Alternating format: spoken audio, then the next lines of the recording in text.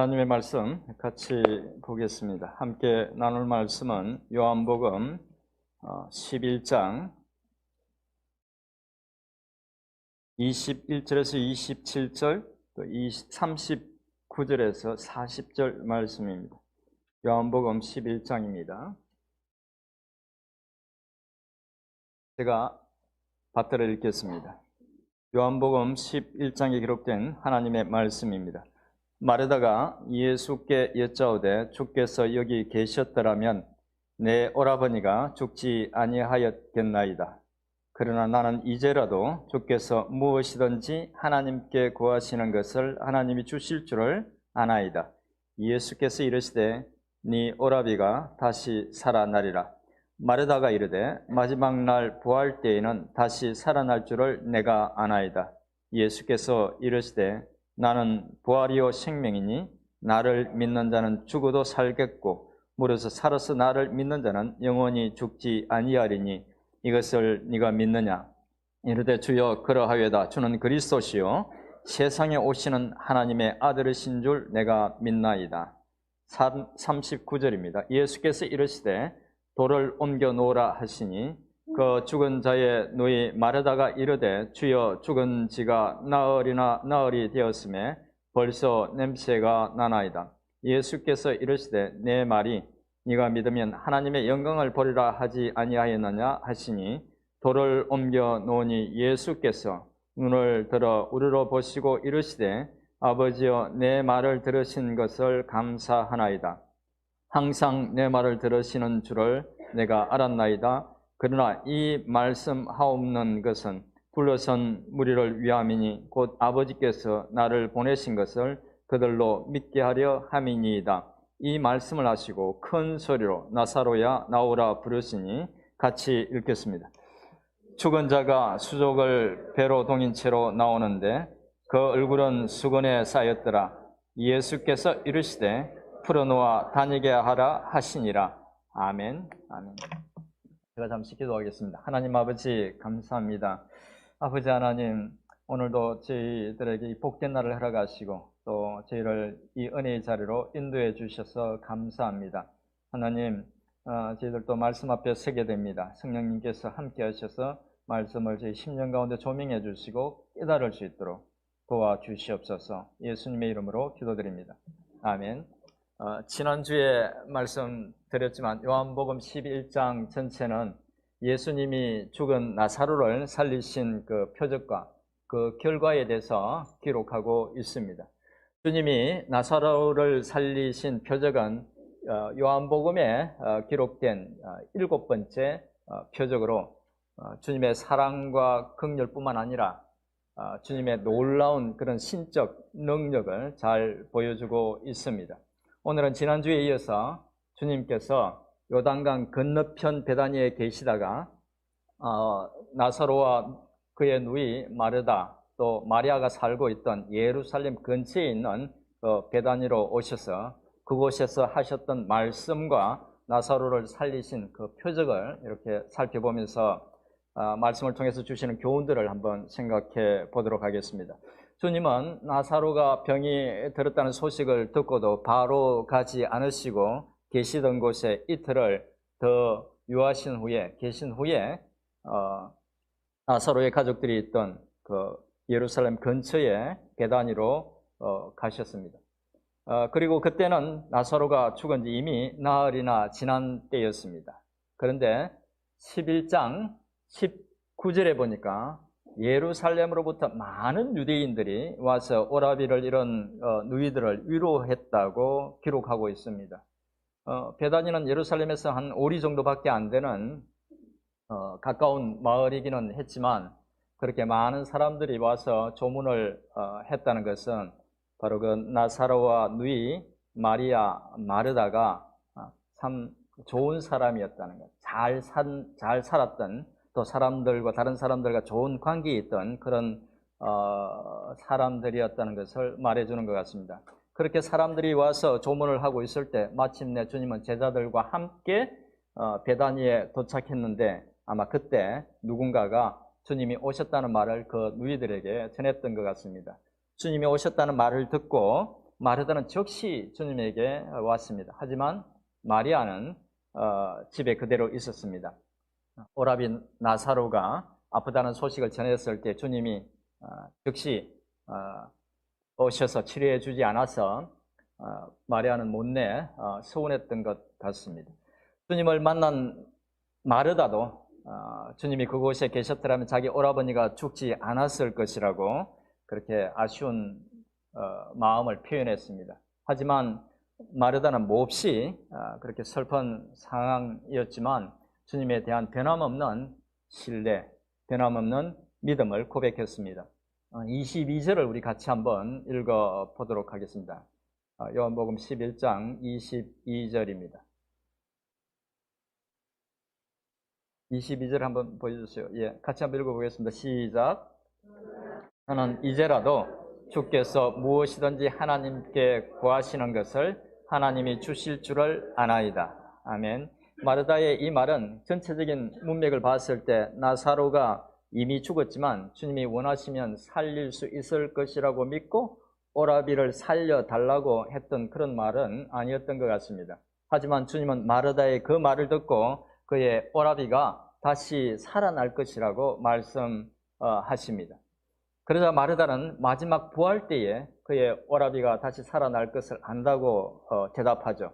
마르다의 그 대답을 들은 주님은 아주 중요한 말씀을 선포하십니다. 25절과 26절을 또 같이 한번 읽어보겠습니다. 시작. 나는 부활이요 생명이니 나를 믿는 자는 죽어도 살겠고 무릇 살아서 나를 믿는 자는 영원히 죽지 아니하리니 이것을 네가 믿느냐. 주님의 이 말씀은 직접적으로는 주님에게는 죽은 나사로도 살릴 수 있는 능력이 있어서 이제 그를 다시 살리겠다는 그런 의미입니다. 하지만 그런 직접적인 의미 외에 더 깊은 의미도 있습니다. 주님의 이 말씀은 요한복음에서 6번째로 말하고 있는 기록하고 있는 에고 에이미 표현입니다. 예수님 당신이 곧 하나님이시고 I am 스스로 존재하는 자 하나님이시고 부활과 생명의 근원이라는 그런 의미였습니다. 나사로뿐만 아니라 모든 믿는 자는 비록 육체가 죽는다 할지라도 그것으로 끝이 아니라 부활이요 생명이신 주님 때문에 다시 부활하게 될 것이며 주님이 주시는 그 생명으로 영원히 살게 될 것이라는 그런 의미입니다. 주님은 마르다에게 그렇게 말씀하시고 네가 그것을 믿느냐고 물으셨습니다. 마르다는 주님의 질문에 27절로 대답을 합니다. 같이 한번 읽어보겠습니다. 27절입니다. 시작. 주여 그러하외다. 주는 그리스도시요 세상에 오시는 하나님의 아들이신 줄 내가 믿나이다. 아멘.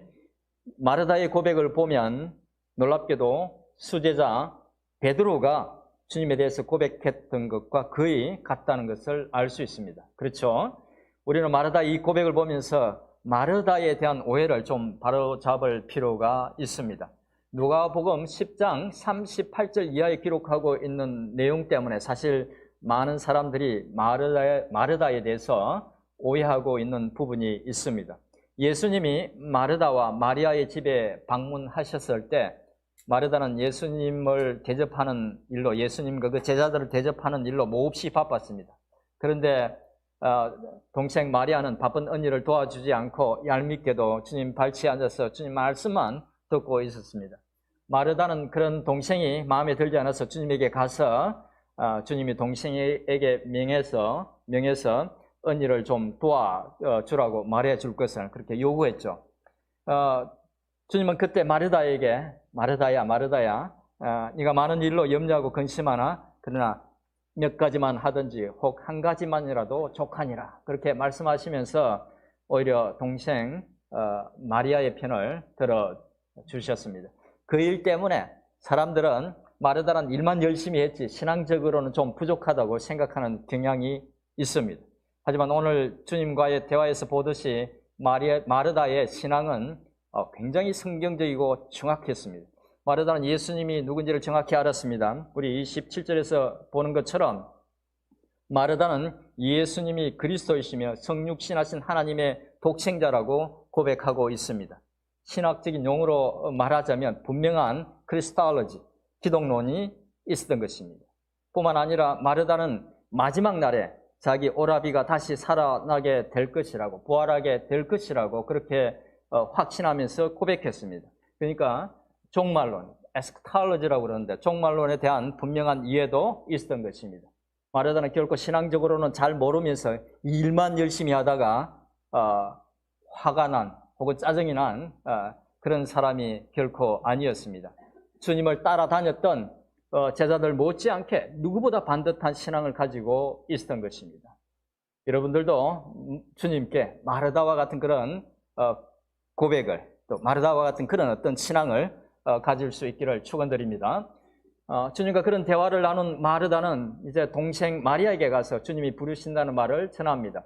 주님이 부르신다는 말을 듣고 마리아는 주님께 와서 언니와 똑같이 주님이 계셨더라면 오라비 나사로가 죽지 않았을 텐데라고 그렇게 말을 하면서 주님이 드디어 오신 것에 대한 그런 서운한 마음을 또 표현했습니다. 주님은 마리아와 또 온 유대 사람들, 조문에 왔던 많은 그 유대인들이 나사로의 죽음을 두고 슬퍼하며 우는 것을 보시고 마음의 깊은 아픔과 동정을 느끼셨습니다. 그리고는 주님은 슬퍼하고 있는 그들에게 나사로의 무덤이 어디 있는지를 물어서 그의 무덤으로 가셨습니다. 나사로의 무덤 앞에 선 주님은 울고 있는 그들과 함께 눈물을 흘리셨습니다. 성경은 주님이 2번 우신 것을 기록하고 있습니다. 한 번은 예수님께서 예루살렘 성을 보시면서 우셨는데 그때는 멀지 않아서 돌 위에 돌 하나도 남지 않고 그 파괴될 그 예루살렘 성 때문에 또 그런 환란이 이스라엘에게 닥칠 것이라는 것을 주님께서 아셨기 때문에 그것 때문에 슬퍼하며 우셨습니다. 그리고 오늘 말씀에서 보시는 것처럼 나사로의 죽음 앞에서도 우셨습니다. 예수님은 단지 나사로가 죽었기 때문에 우신 것이 아니었습니다. 예수님은 나사로를 포함해서 죄와 죽음의 저주 아래에 있는 모든 인간의 그 비참함을 보고 우셨던 것입니다. 주변에 있던 사람들은 주님의 그런 모습을 보면서 주님이 나사로를 얼마나 사랑했는지에 대해서 말하기도 하고 또 소경을 눈뜨게 했던 주님이 나사로를 살릴 수도 있었을 텐데 라는 그런 말들을 하고 있었습니다. 사람들이 그런 말을 하고 있을 때에 주님은 나사로의 무덤 앞으로 가셔서 무덤을 가로막고 있던 돌을 치우라고 말씀하셨습니다. 마르다는 주님의 말씀을 듣고 죽은 지 이미 나흘이나 지나서 이제 냄새가 난다고 대답했습니다. 중동 지역은 굉장히 날씨가 이제 따뜻한 곳이기 때문에 사람이 죽으면 하루 만에 매장을 한다고 합니다. 그렇지 않으면 냄새가 나기 때문에. 근데 이미 나흘이나 지났죠. 나사로의 몸은 부패하기 시작했던 것입니다. 그때 주님은 마르다에게 또다시 귀한 말씀을 하십니다. 40절 말씀을 같이 한번 읽어보겠습니다. 40절입니다. 시작. 이르시되 네 말이 믿으면 하나님의 영광을 보리라 하지 아니하였느냐 하시니. 아멘. 이 말씀은 주님이 마르다에게 하신 말씀이지만 우리도 기억해야 할 아주 중요한 말씀입니다. 마르다가 주님의 말씀을 믿었을 때 영광을 보게 되었던 것처럼 우리 신자들도 믿을 때에 하나님의 영광을 볼 수 있다는 말씀이기 때문입니다. 진정으로 믿어서 하나님의 영광을 보는 여러분들 되시기를 축원드립니다. 주님은 마르다에게 그렇게 말씀하시고는 무덤을 막고 있던 돌을 옮겨놓게 하시고는 하늘을 우러러보시고 하나님께 기도했습니다. 그리고 기도를 마치신 주님은 죽은 지 나흘이나 지나서 냄새가 나는 나사로를 향해서 나사로야 나오라, 나사로야 나오라고 그렇게 외치셨습니다. 그러자 놀랍게도 죽었던 나사로가 그 몸이 이미 부패해서 냄새까지 났던 나사로가 수족을 배로 동인 채로 무덤에서 걸어 나왔습니다. 마르다에게 나는 부활이요 생명이라고 말씀하셨던 주님은 그 말씀대로 나사로를 무덤에서 불러내어 다시 살리셨던 것입니다. 그리고 그 장면은 요한복음 11장 45절에서 말씀하고 있듯이 그냥 소수의 사람들이 목격한 것이 아니라 당시 나사로의 죽음을 조문하기 위해서 왔던 많은 유대인들이 목격했습니다. 그런데 죽었던 나사로가 살아난 것을 목격했던 사람들은 놀랍게도 전혀 상반된 두 가지 반응을 보였습니다.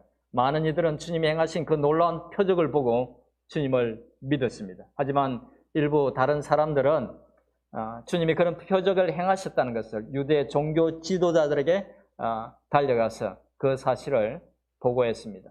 고자질했던 것이죠.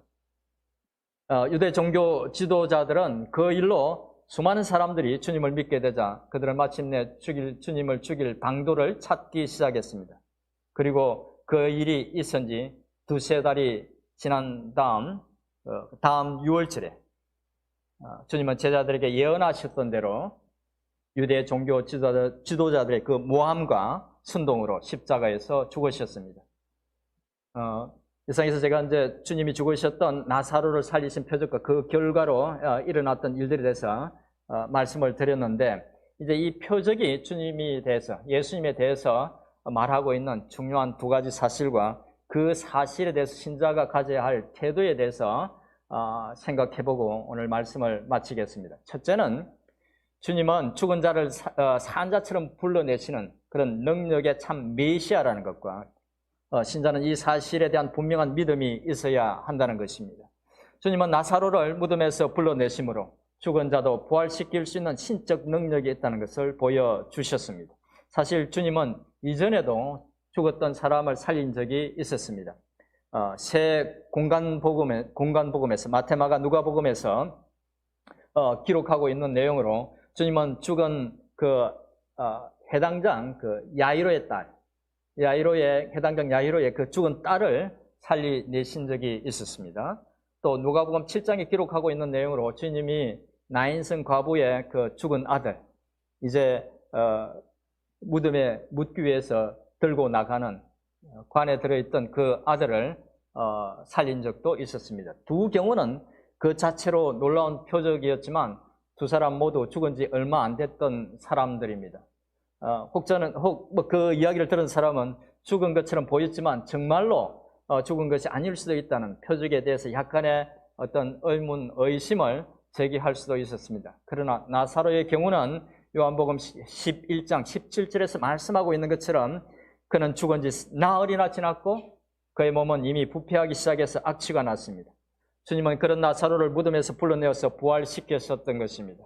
마르다에게 자신이 부활이요 생명이라고 말씀하셨던 주님은 과연 주님이 그런 능력의 메시아이심을, 하나님 자신이심을 증명해 보여주셨던 것입니다. 주님은 말로만 메시아라고 주장하신 것이 아니라 죽은 사람을 살려내는 표적을 통해서 증명하셨고, 막연히 먼 미래에 있을 것이라고 생각했던 부활을 제자들과 수많은 사람들이 직접 보고 확인할 수 있도록, 그렇게 경험할 수 있도록 하셨던 것입니다. 사실 어떤 것을 직접 경험하는 것은 우리 신앙과 삶에 있어서 대단히 중요합니다. 경험은 우리가 지식으로 알고 있는 것이나 믿고 있는 것을 보다 확실하게 해줍니다. 예를 들면 우리가 어떤 식당의 음식이 아주 맛있다는 말을 듣게 되면 우리는 그 사실을 알게 되죠.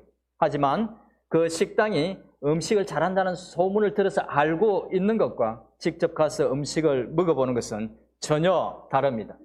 직접 가서 음식을 먹는다고 해서 그 식당의 음식이 맛있다고 알고 있던 것에 다른 새로운 어떤 지식이 더해지지는 않습니다. 알고 있던 것 사실 그대로죠.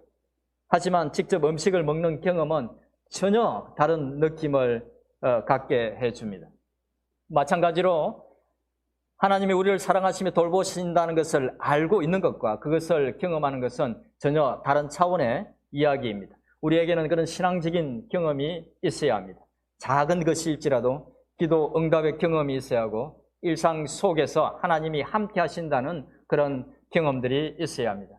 그래야 믿음이 더 굳건해지게 되는 것입니다. 다시 말씀드리지만 주님은 죽은 지 나흘이나 지나서 냄새까지 나는 나사로를 살리신 그 표적은 그런 면에서도 중요했던 것입니다. 당신의 가르침과 이 약속들이 옳다는 것을 제자들과 많은 사람들에게 경험하게 하셨고 그 일로 사람들은 더 굳건한 믿음을 갖게 되었던 것입니다. 그런데 그 표적은 소수의 사람들만 본 것이 아니라 수많은 사람들이 목격했습니다. 그리고 그 목격자들 중 많은 이들은 생명을 걸고 주님을 증거하는 정인의 삶을 살았습니다. 히브리서 저자도 히브리서 12장 1절에서 구름 같은 그 예수 그리스도의 살아계심에 대한, 예수 그리스도의 능력에 대한 그런 구름 같은 증인들이 있었고, 그 증인들은 생명을 걸고 믿음을 지켰다고 기록하고 있습니다. 전에도 말씀드렸지만 사람들은 자신이 확신하지 못하는 이를 증명하기 위해서 생명을 걸지는 않습니다. 그리고 비록 사실이라 할지라도 목숨을 걸 만큼 중요하지 않으면 결코 생명을 걸지 않습니다. 하지만 죽었던 나사로가 살아나는 것을 목격했던 주님의 제자들은 생명을 걸고 주님을 증거하고 복음을 전했습니다. 바로 그 표적을 보면서 제자들은 주님이 사망의 권세조차도 굴복시킬 수 있는 능력의 메시아는 사실을 알았기 때문에, 또 자신들이 죽어도 나사로처럼 다시 살아날 것이라는 것과 영원히 주님과 함께 살 것이라는 것을 확신할 수 있었기 때문에 그렇게 했던 것입니다. 여러분들에게도 그런 믿음이 있기를 축원드립니다. 둘째로 이 표적이 주님에 대해서 말해주는 또 다른 것은 그런 능력의 주님이 진정으로 당신의 백성들을 사랑하시며 긍휼히 여기신다는 것입니다. 주님은 제자들의 만류에도 불구하고 불과하여 얼마 전까지 자신을 돌로 쳐 죽이려 했던 그 유대로 다시 가셨습니다. 당신이 살아가는 나사로를 살리기 위해서, 또 그를 살릴 뿐만 아니라 그를 살림으로써 다른 사람들에게 믿음의 확신을 대해주기 위해서 주님은 기꺼이 그 위험한 곳으로 가셨던 것입니다. 그리고 사랑하는 나사로의 죽음 앞에서 주님은 그의 죽음을 슬퍼하는 이들과 함께 눈물을 흘리셨습니다. 주님은 말로만 사랑하신 것이 아니라 믿고 따랐던 그 사람들을 진정으로 사랑했고 그들을 위해서 큰 위험도 기꺼이 감수하셨던 것입니다. 주님의 이런 모습은 당신을 믿고 의지하는 이들을 얼마나 깊이 사랑하시는지를 보여주십니다. 주님은 바로 그런 사랑으로 지금도 부족하고 허물 많은 우리를 붙들고 있습니다. 우리가 환난과 역경 속에서 소망을 가질 수 있는 이유는 바로 그 능력의 하나님이 바로 그 큰 사랑으로 우리를 여전히 사랑하고 계시고 붙들고 계시기 때문입니다. 이제 한 가지만 더 말씀드리고 마치겠습니다.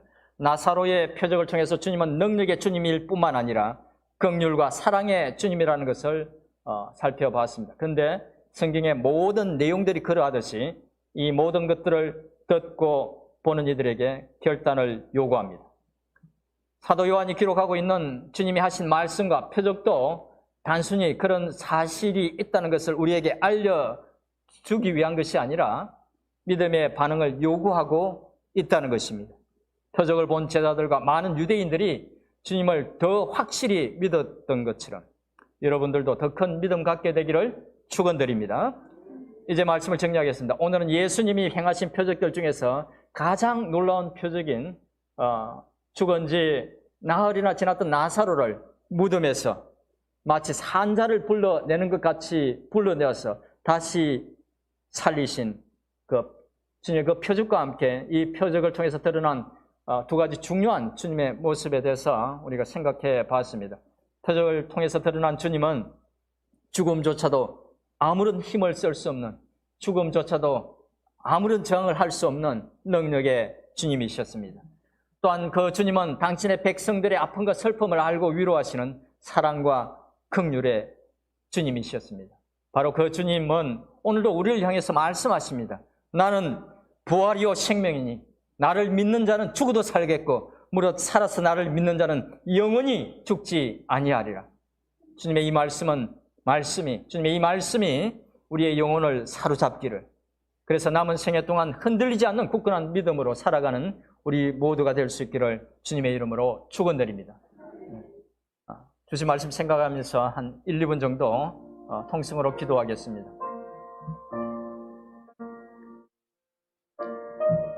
살아계신 하나님 아버지 감사합니다. 그 은혜의 주님을 찬양합니다.